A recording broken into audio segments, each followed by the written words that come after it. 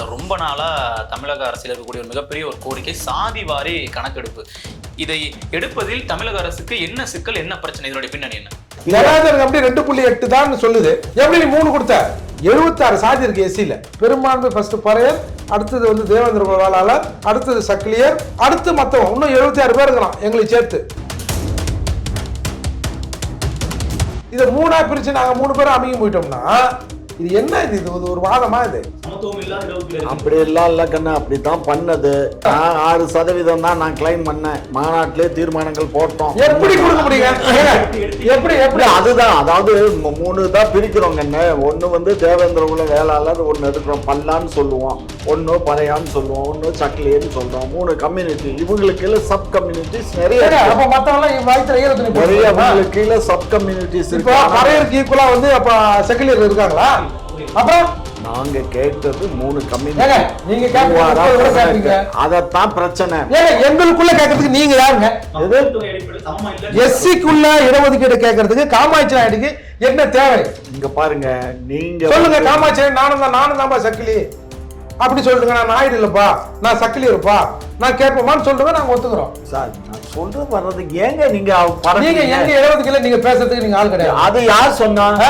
நீங்க எங்களுக்கு சர்டிபிகேட் கொடுக்க விடாம நீங்க தடுத்துக்கிட்டு இருக்கீங்க. அதுக்கு நீங்க சர்டிபிகேட் வாங்கி வந்து சர்டிபிகேட் பிறகு இந்த இடஒதுக்கீட்டை பத்தி நீங்க பேசுங்க. அதெல்லாம் இருக்குது. குக்கு செய்திகள் நேயர்களுக்கு வணக்கம். இன்று நாம் சந்திக்க இருக்கும் சிறப்பு விருந்தினர்கள் தமிழக நாயுடு பேரவைத் தலைவர் மற்றும் திமுகவை சார்ந்த காமாட்சி நாயுடு அவர்கள். ஐயா வணக்கம்.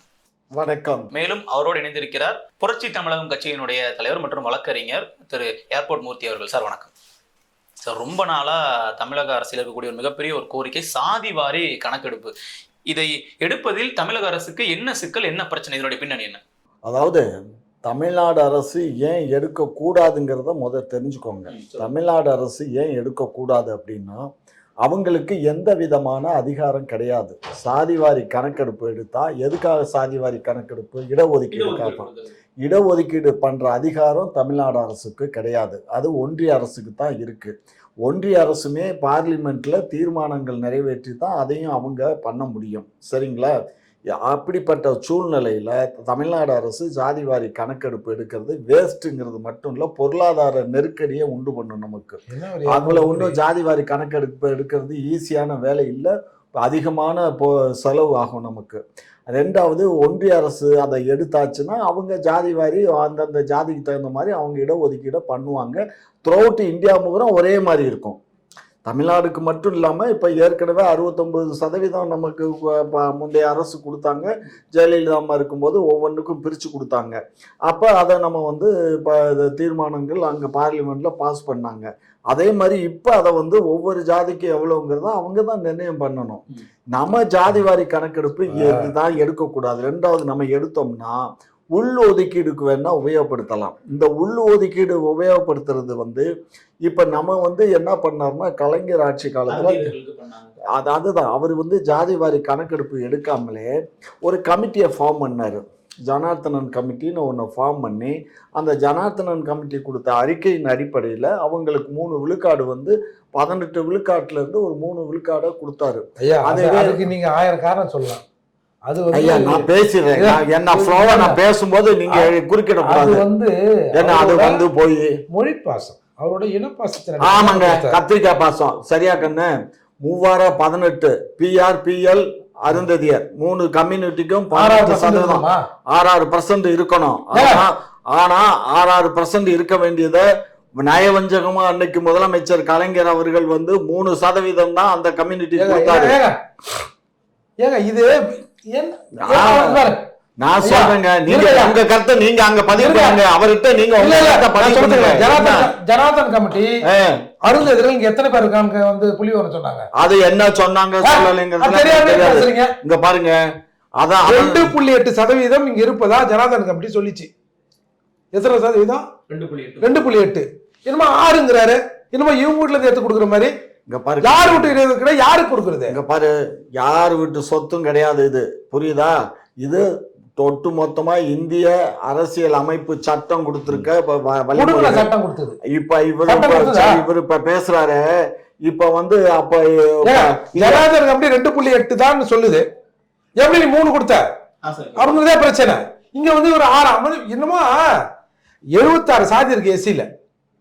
இதுல வந்து பெரும்பான்மை ஃபர்ஸ்ட் பறையர், அடுத்தது வந்து தேவேந்திர வேளாளர், அடுத்தது சக்கிலியர், அடுத்து மத்தவங்க இன்னும் 76 பேர் இருக்கிறோம் எங்களை சேர்த்து. இதை 3ஆ பிரிச்சு நாங்க 3 பேரும் அமைக்க போயிட்டோம்னா இது என்ன? இது ஒரு வாதமா? இது சமத்துவம் இல்லாத அப்படி எல்லாம் இல்ல கண்ணா, அப்படித்தான் பண்ணது அவங்க. 3 இல்ல கொடுத்தாங்க. இவரு அந்த தெலுங்கு பாசத்துல அந்த செக்கிலியர்களுக்கு 6 கொடுத்துட வேண்டியதானன்ற அந்த பாசம் இவருக்கு. சரியா? கருணாநிதிக்கு இந்த பாசம் தான் காமாட்சி நாயுடுக்கும் இருக்குதுன்ற. 6% தான் நான் கிளைம் பண்ணேன். மாநாட்டிலே தீர்மானங்கள் போட்டோம். எப்படி கொடுக்க முடியுங்க? எப்படி எப்படி அதுதான், அதாவது 3 தான் பிரிக்கிறோங்க. ஒண்ணு வந்து தேவேந்திர குல வேளாளர் ஒண்ணு எடுக்கிறோம், பல்லான்னு சொல்லுவோம், ஒன்னு பறையான்னு சொல்லுவோம், ஒன்னு சக்கிலியன்னு சொல்றோம். 3 கம்யூனிட்டி. இவங்களுக்கு இல்ல சப் கம்யூனிட்டிஸ் நிறைய. அப்ப மத்தவங்க வயித்துல ஈரத்துணி நிறைய இவங்களுக்கு இல்ல சப் கம்யூனிட்டிஸ் இப்போ இருக்கு. பறையருக்கு ஈக்குவலா வந்து அப்ப செக்கிலியர் இருக்காங்களா? அப்புறம் நான் சொல்றது, நாங்க கேட்டது 3 கம்யூனிட்டி. நீங்க கேட்பீங்க, அதத்தான் பிரச்சனை. எங்களுக்குள்ள கேட்கறதுக்கு நீங்க யாருங்க? எஸ்சிக்குள்ள இடஒதுக்கீடு கேட்கறதுக்கு காமாட்சி நாயுடுக்கு என்ன தேவை? இங்க பாருங்க, நீங்க சொல்லுங்க. காமாட்சி நாயுடு நானும் தான்பா சக்கிலி அப்படி சொல்லுங்க. நான் நாயுடு இல்லப்பா, நான் சக்கிலி இருப்பா, நான் கேட்போமான்னு சொல்லுங்க, நாங்க ஒத்துக்கிறோம். இங்க பாருங்க, ஏற்கனவே 1850 ஒரு சட்டம் பிரிட்டிஷ்காரனே போட்டு. நீங்க முதல்ல அதை வாங்கின்னு வாங்க, திரும்பவும் அப்புறம் பேசிக்கலாம். அதுக்கப்புறம் ஹைகோர்ட் சென்னை ஹைகோர்ட்டும் கொடுத்துருச்சு. சென்னை ஹைகோர்ட்டும் உத்தரவு போட்டுருச்சு. அதாவதுங்க இங்க பட்டியல் சமூக மக்கள் ஏற்கனவே ஒருத்தனுக்கு ஒருத்தன் கடிஞ்சு நிற்கிறான். இந்த சமத்துவம் இல்லாத தன்மை இருக்குல்ல எங்களுக்குள்ள, அதை வந்து இந்த மாதிரி ஆளுங்க கூர்மைப்படுத்தி இப்போ பறையருடைய இடஒதுக்கீட்டை எல்லாத்தையும் இந்த யூனிவர்சிட்டி போன்ற இடங்கள்ல செக்கிலியர் எடுத்து போயிட்டான் அப்படின்னு இன்னைக்கு பெரிய பிரச்சனை இருக்கு. ஒரு பறையர் இன்னைக்கு வேலை வரணும்னா ஒரு கிட்டத்தட்ட ஒரு 40 வருடம் ஆகிற நிலை இன்னைக்கு வந்திருக்கு சில டிபார்ட்மெண்ட்ல, யூனிவர்சிட்டிகள்ல. அப்போ இந்த விரிசல் வந்து பெருசாகினே போகுது. அதை பெருசுப்படுத்தணும். இந்த தமிழ்நாட்டில் இருக்கிற பட்டியல் சமூக மக்கள் ஒன்னா இணைஞ்சிடக்கூடாது. ஏன்னா இவன் கிட்டத்தட்ட 18% இருக்காமல, 20% நெருங்கிட்டோம்ல. 20% மக்கள் ஒழுங்கா இருந்து ஒரே அணியில நின்று இவன் என்ன முடிவு பண்றானா அந்த முடிவை நாம் ஏற்றுக்கொள்ள வேண்டிய கட்டாயத்துல ஆளாக்கப்படுவோம்ன்றதுக்காகத்தான் இவர்கள் இதையே சரியா பொழந்தாங்க, பிரிச்சாங்க. சரியா கண்ணு? ஜனார்த்தனன் கமிட்டியில அவர் ஒரு கமிட்டி அமைச்சு அந்த கமிட்டியை ஆய்வு பண்ணி அதை கொடுத்ததனுடைய அடிப்படையில் அவர் 3% அந்த கம்யூனிட்டிக்கு ஒதுக்குனார். அதுக்கப்புறம் இந்த இதில் வந்து இவங்க யாருமே வழக்கு தொடுக்கல. வழக்கு தொடுத்தது கிருஷ்ணசாமி வழக்கு தொடுத்தாரு. வழக்கு தொடுத்து அந்த வழக்கு சுப்ரீம் கோர்ட்டில் போய் நிலுவையிலிருந்து முந்தா நாள் சுப்ரீம் கோர்ட்டில் 7 நீதிபதிகள் தலைமை நீதிபதி தலைமையில் 7 பேர் கொண்ட ஜட்ஜஸ் உட்காந்து ஒரு தீர்ப்பு. அதில் ஒன்று தெரியுங்களா? ஜனார்தன் கமிட்டி அந்த ஜனார்தன் யார் தெரியுமா? அவரும் தெலுங்கு வாழ். அதனால இதுல ஒரு திட்டமிட்ட ஒரு உள்நோக்கம் இருக்கும்னு சொல்லுங்க. ஏன் வேற ஆள் போட்டா அதை ஆய்வு பண்ணிருக்க மாட்டா? இல்ல இவரு பேசுறாரு, அப்பா சங்கர் தலைமையில ஒரு கமிட்டி போட்டாங்களே, அப்ப அப்பா சங்கர் யாரு? வன்னியரு. அப்ப வன்னியருக்கு தானே அப்ப சாதகம் அவர் பண்ணாரு. என்ன பேசுறீங்க? சும்மா எல்லாமே ஜாதி ஜாதின்னு போனா அப்புறம் யாருதான் இருப்பான்? ஒவ்வொருத்தரும் போனா இது எங்க எல்லா எங்க கம்யூனிட்டியே பேசுறான். அந்த காலத்துல அப்பா சங்கர் நியாயத்தை தரமாட்டாரு. அவர் அதுக்கு முன்னாடி போட்ட ஒரு கமிட்டியும் அவரும் வன்னியர் தான். ஸோ இந்த மாதிரி வன்னியர்கள் அங்கே உட்காந்தாங்கன்னா நம்ம இடஒதுக்கீடு ஒழுக்கமாக இருக்காதுன்னு தான் நிறைய பேர் நாங்கள்லாம் அப்பயே கோர்ட்டுக்கு போனோம். கண்ணு இது வந்து இப்போ அது எல்லாம் பிரச்சனை.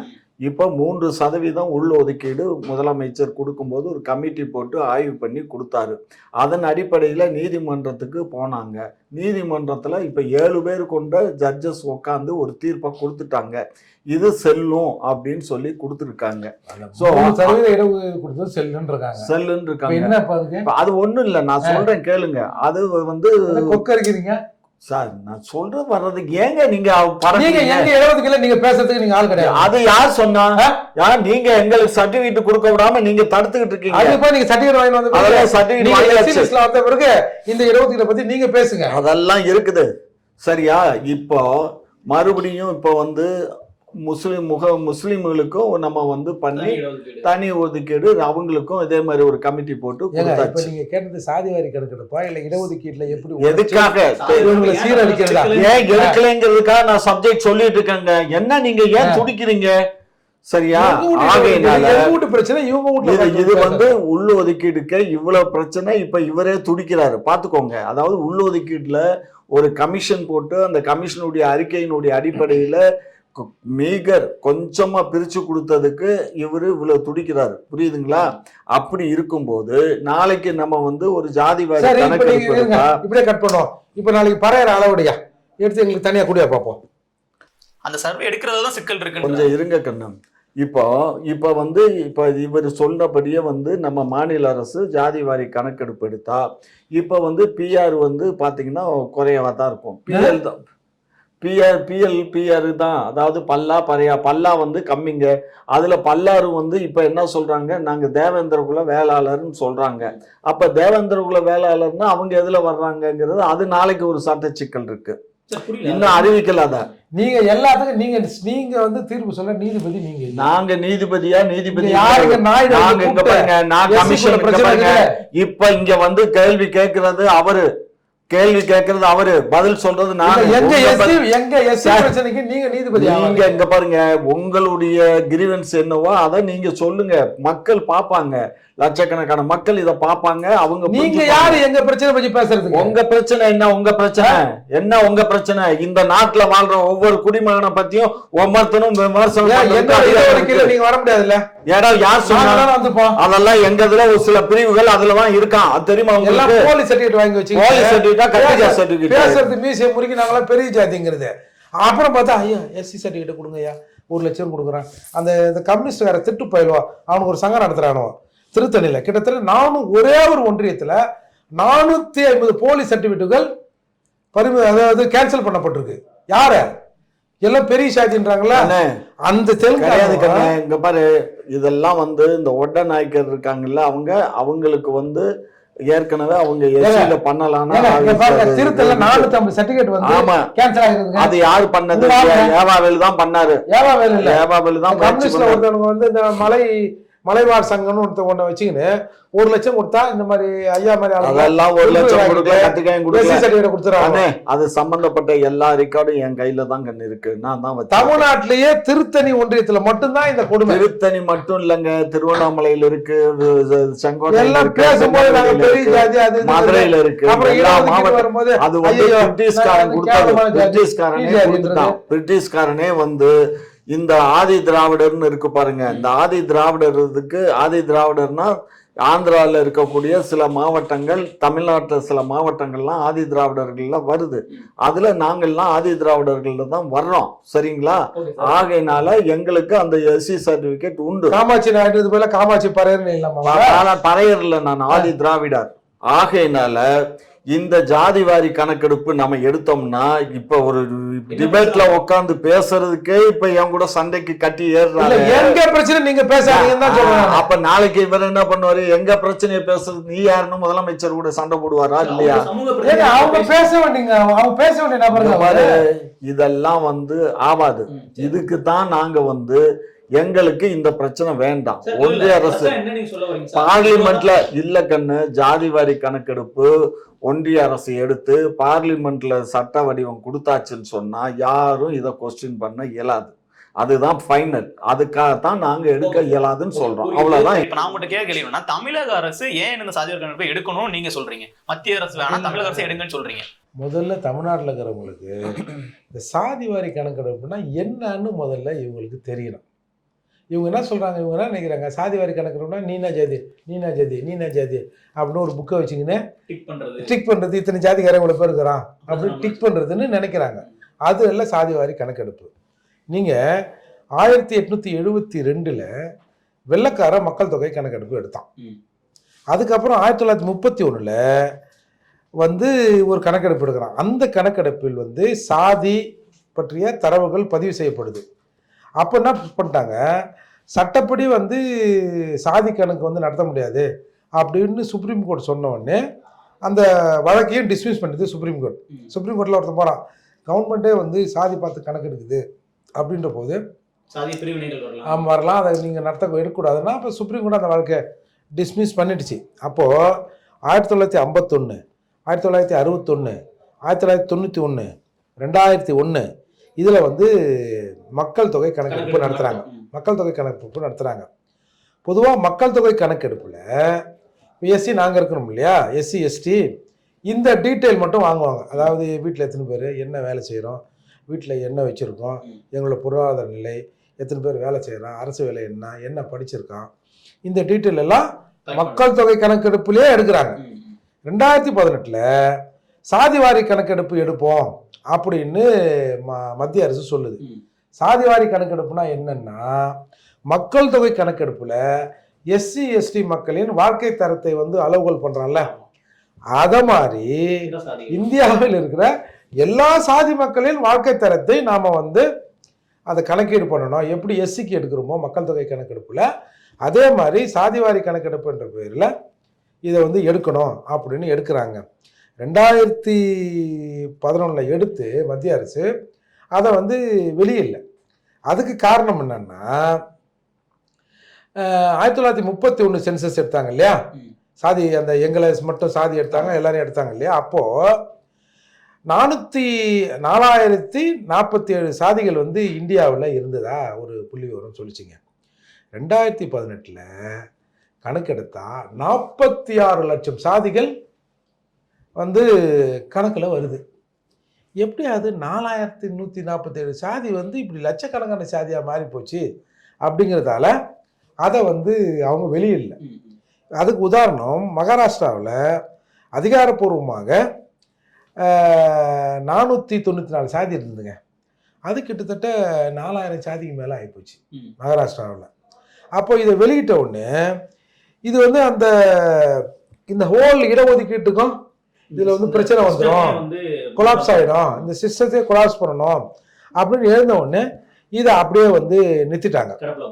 ஆமாம், 2011 எடுத்தது 2015 முடிவு வந்து சொன்ன பிறகும் அதை வந்து அரசாங்கத்துக்கிட்ட சொல்லிட்டாங்க. அவங்க வந்து அதை வந்து பப்ளிஷ் பண்ணலை. அப்போது இப்போ இந்த நிலையில் வந்து சுப்ரீம் கோர்ட்டுக்கு வந்து இந்த வழக்கு திரும்பவும் போகுது. அப்போ என்ன சொல்கிறான், சமூகத்தில் வந்து அதாவது 2 கருத்து சொல்லிடுறாங்க. சமூகத்தில் வந்து சாதியை ஒழிக்கணும்னு சொல்கிறாங்க, அதால் சாதியால் வழங்கப்படும் சலுகைகள் வந்து ஒழிக்கப்படணும் அப்படின்னு ஒரு வாதத்தை வைக்கிறாங்க. சாதியை ஒழிக்கணும் ஒருத்தன் சொல்கிறான், சாதியால் வந்து சலுகை வந்து கொடுக்கறத ஆமாம் அது பொருளாதார ரீதியாக கொடுத்தலாம். அதை கூட எம்ஜிஆர் கூட இம்ப்ளிமெண்ட் பண்ணி அதை தோத்துட்டு தானே திரும்பவும் இந்த சிஸ்டம் வந்தது.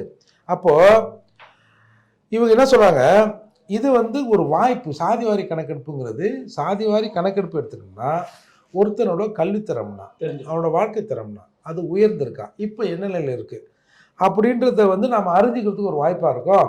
ஒரு குறிப்பிட்ட இடைவெளியில் திருப்பியும் எடுத்தோம்னா, போன தடவை வந்தப்போ சுப்பிரமணிய வீட்டில் என்ன இருந்தது, அவங்க வயராவில் என்ன இருந்தது, 2020 எப்படி இருந்தது, 2030 எப்படி இருக்குது, அப்போ அரசோட திட்டங்கள் அவனுக்கு போய் சேர்ந்துருக்கா இல்லையா, இல்லை அவனோட ரெக்ரூட்மெண்ட் என்ன, இல்லை அவனுக்கு இடஒதுக்கீடு தேவை இல்லையா, அவன் தன்னிறைவு ஆயிட்டானா அப்படிங்கிறதெல்லாம் கண்டுபிடிக்கணுன்றதுக்காகத்தான் வந்து இப்போ வந்து சாதிவாரி அவசியம்ன்றது அவங்களும் ஏத்துக்கிறாங்க. ஆனா தமிழக அரசு எடுக்க கூடாதுக்கான காரணத்தை அவங்க சொன்னாங்க. அதுதான் நான் உங்கள்கிட்ட கேட்கறேன், ஏன் தமிழக அரசு எடுக்கணும் நீங்க சொல்றீங்க? நீங்க 1968 கேரளாவில் வந்து இஎம்எஸ் நம்பூதிரி பாட்டு இருந்தார்ல, அவர் வந்து எடுத்தார்.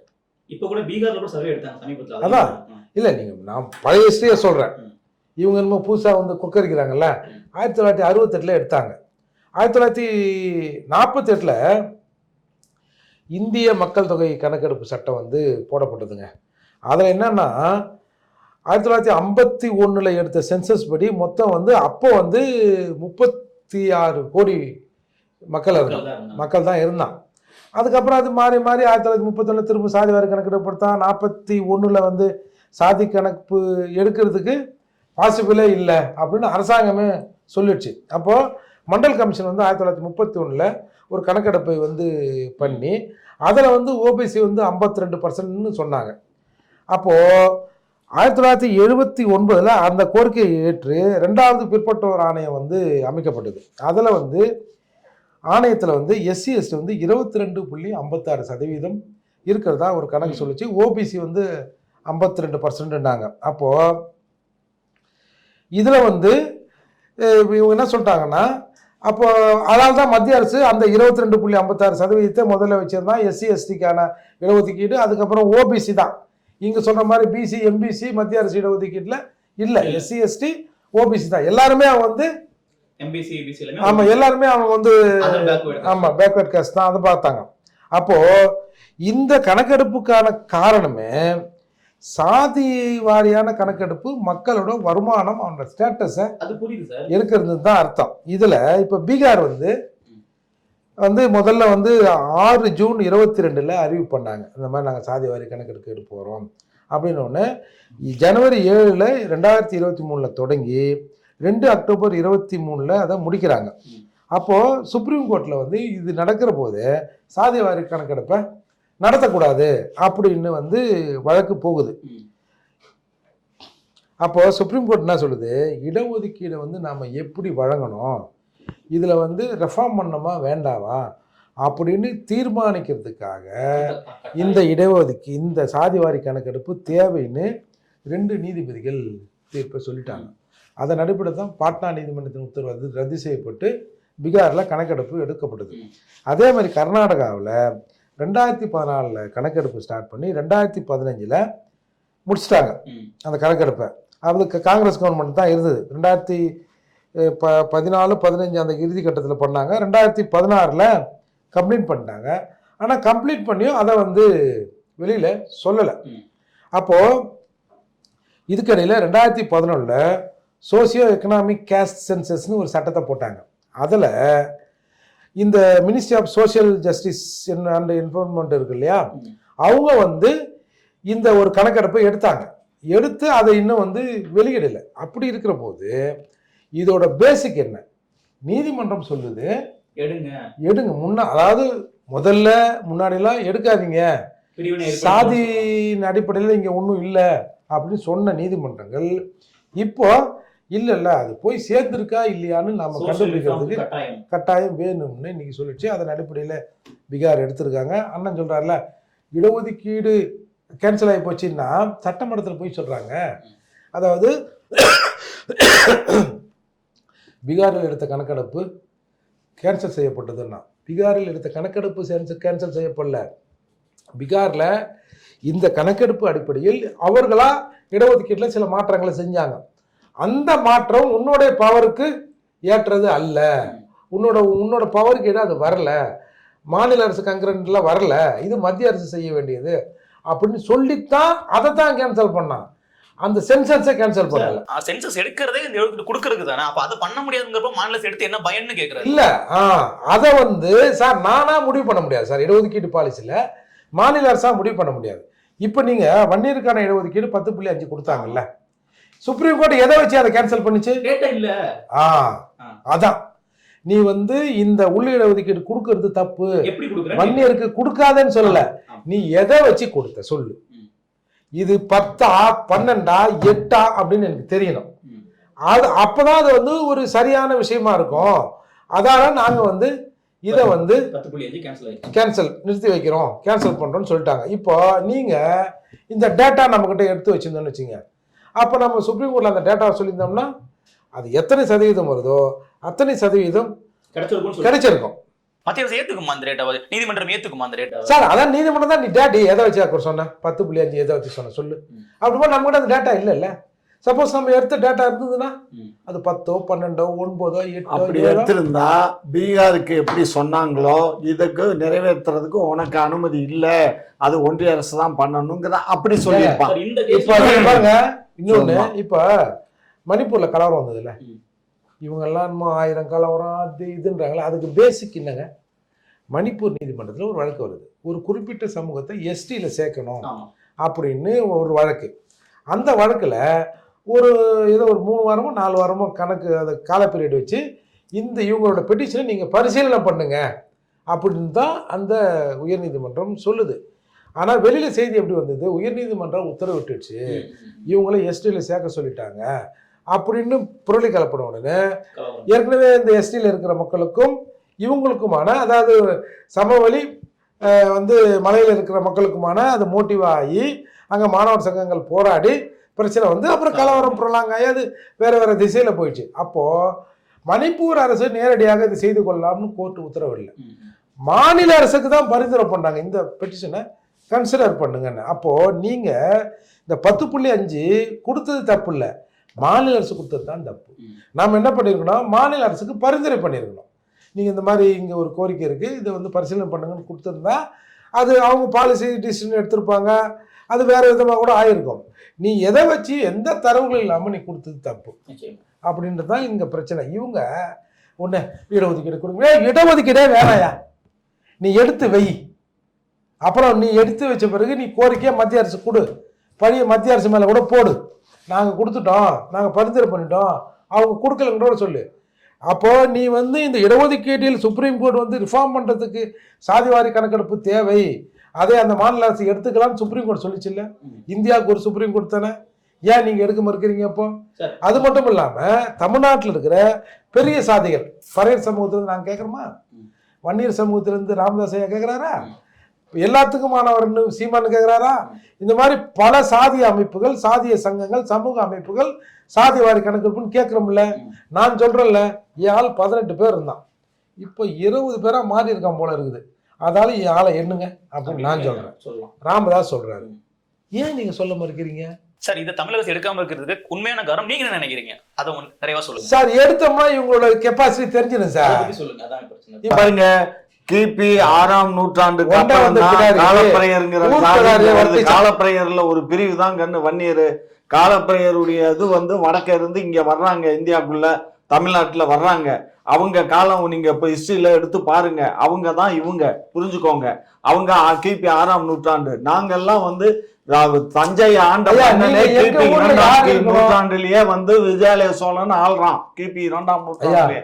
இவங்க என்னவோ கதை விட்டுக்கிட்டு இருக்காங்க, இந்த கதையை கேட்டுக்கிட்டு தலையை ஆட்டிக்கிட்டு இருக்காங்க. எங்க ஊர்ல யாரு இருக்கணும்னு நீங்க முடிவு பண்ணாதீங்க. நாங்க வீட்டுக்குள்ள இருக்கிற ரூம்ல யாரு இருக்கணும், வீட்டு ஓனர் நான் முடிவு பண்ணோம். வாடகை குடி வந்தவங்க முடிவு பண்ண. யார் சொன்னா வாடகைக்கு? நீங்க தான் எங்கள்கிட்ட வாடகைக்கு குடி வந்துட்டு வீட்டை காலி பண்ண மாட்டேங்கிறீங்க. எங்க வீட்டுல குடி இருந்துட்டு வீட்டை காலி பண்ண மாட்டேன்னு நீங்க சொந்தம் கொண்டாடிட்டு இருக்கீங்க. புரிஞ்சுக்கோங்க. தமிழெல்லாம் இழிச்சவாயன். தமிழ எங்க பாருங்க, இப்படி பாக்குறீங்க. 19% நாங்க கேரளா இது கர்நாடகாவில் இருக்கிறோம். சவுண்ட் காட்ட முடியுமா? தெலுங்கு பேசக்கூடிய நபர்கள் சிறுபான்மையினர் இருந்தாலும் நீங்க அதிகாரத்தில் இருக்கீங்க. நான் வந்து தெலுங்குன்னா சொல்லாத, நான் தமிழன், புரிஞ்சுக்கோங்க. தெலுங்குங்கிறத அடிஷனல் லாங்குவேஜ். இவரு யாரு தெரியுமா? இவங்க எல்லாம் வந்து இந்த கிபி 6ஆம் நூற்றாண்டுல வந்தாங்கல்ல, அந்த வகைராக்கள் இவங்க எல்லாம் கிபி 6ஆம் நூற்றாண்டுக்கு தான் இங்க என்றியே. நாங்க எல்லாம் வந்து மண் தோன்றி கல் தோன்றி மண் தோன்றா காலத்தில் தமிழ் தோன்றிய காலத்திலேயே வாழ்ந்த மக்கள். அதத்தான் சங்க காலத்துலதான். சங்க காலங்கிறது எப்போ? அப்ப இருந்த அந்த மக்கள் வேற, இந்த மக்கள் வேற. இன்றைக்கு இருக்க பறையர்கள் வேற, அன்றைக்கு இருந்த பழைய மக்கள் வேற. இப்போ காமாட்சி நாயுடு தான் பறையரா? யாரு? பறையர்ல நாங்க ஆதி திராவிடர், ஆதி திராவிடர்கள். நாங்க ஆதியிலேயே திராவிடர்கள். நாங்க புரிஞ்சுக்கோங்க. ஆதி திராவிடர் பேர் எப்ப தெரியுமா வந்தது? எப்ப வந்தது நீங்க கற்பனை பண்ணிக்கோங்க. 1850லயே வந்து ஜட்ஜ்மெண்ட், சுப்ரீம் கோர்ட் ஜட்ஜ்மெண்ட் இருக்கு, பிரிட்டிஷ்காரன் காலத்து ஜட்ஜ்மெண்ட். வேணும்னா எல்லா ரெக்கார்டும் நாளைக்கு எடுத்துட்டு வந்து தர்றேன் பாருங்க. 1970களில் இங்க வந்து ஒரு பிரச்சனை வருதுங்க. இந்த சமூகத்துக்கு என்ன பேர் வைக்கலாம்? இந்த பேரை மாத்தணும், அந்த பேரை மாத்தணும். ஆமா. அப்போ எம்சி ராஜா என்ன பண்றாரு, இவங்க பேர் வச்சோன்னே இவங்க திராவிடர்ன்றாரு. இவங்க என்ன சொல்றாங்க, நீங்க திராவிடர்னா நாங்க சுத்த திராவிடர் அப்படின்னுறாங்க. யோ, நீ சுத்த திராவிடர்னா அப்போ நாங்கள் அசுத்த திராவிடர் ஆகிடுறோமே அப்படின்ன பிறகு ஒரு சர்ச்சை வந்த பிறகு சரி அப்போ எங்களுக்கு ஆதி திராவிடர்னு கொடுங்க அப்படின்னு பேர் வருதுங்க. அந்த 1970 அந்த இயர் சரியா தெரியல. ஆமா, எம்சி ராஜா தான் இதை கொண்டு வராரு.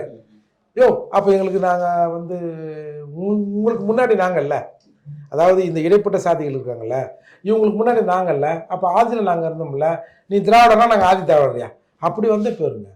இவரு என்னன்னா 1856 என்கிட்ட ஜட்ஜ்மெண்ட் இருக்கு, நாளைக்கே எடுத்துட்டு வர்றேன் கேளுங்க. நாளைக்கு வர சொல்லுங்க, நான் எல்லா ரெக்கார்ட்ஸையும் கொண்டு வந்து சப்மிட் பண்றேன்.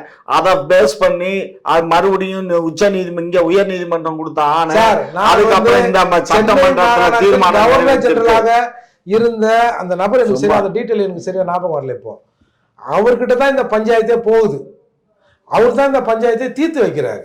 இவங்க என்னடான்னா கல்லு தோண்டத்துக்கு மண்ணு தோண்டத்துக்கு முன்னாடியே ஆமா ஐயா, அது தமிழனோட வாசகம் ஐயா. இத பாருங்க, நாங்க தமிழன் தானே, தமிழன் தான் சொல்றோம். நாங்க தான் ஆதி தமிழனே, நாங்க தானே ஆதி திராவிடர்கள், ஆதி திராவிடர்கள், ஆதி தமிழனே நாங்க தான்.